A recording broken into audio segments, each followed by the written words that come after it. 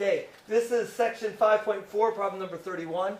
We're going to evaluate this using a fundamental theorem of calculus part 2, and then we're going to have to use the NIT, which is a reference to using your calculator to evaluate the integral to make sure that it ends up being the right value. So let me get the calculator started in the background while we work on this.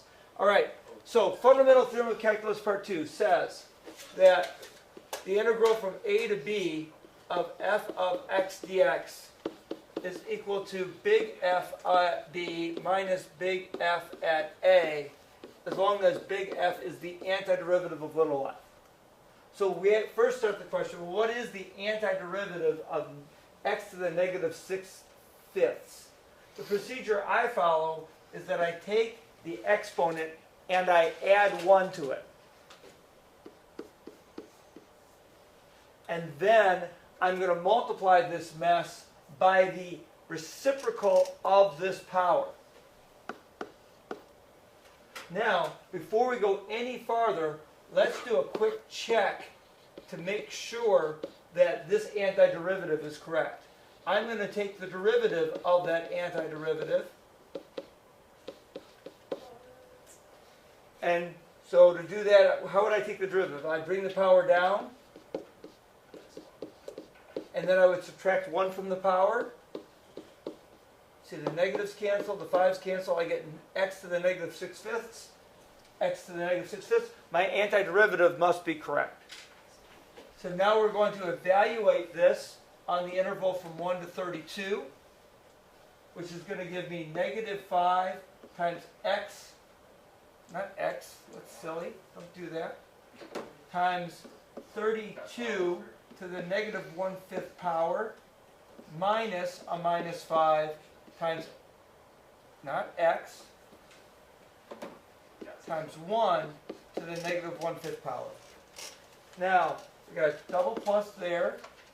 This is going to be just 1, so that's just going to give me a plus 5 at the end.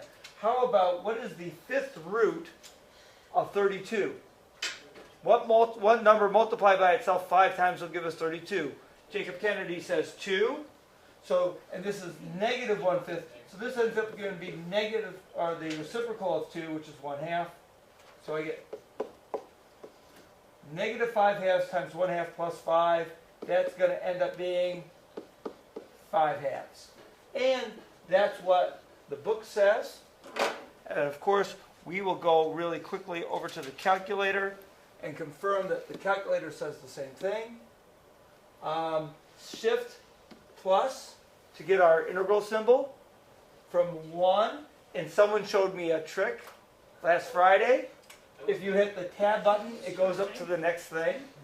32, tab, and it was x to the negative 6/5 power, and then tab to get me back to x.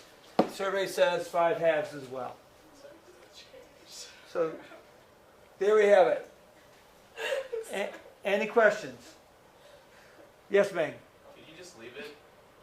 Can I leave it like this? No, the one above it. Like this? Yeah.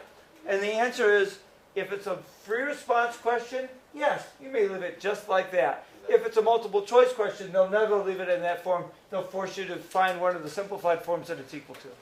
All right? Any other questions? All right.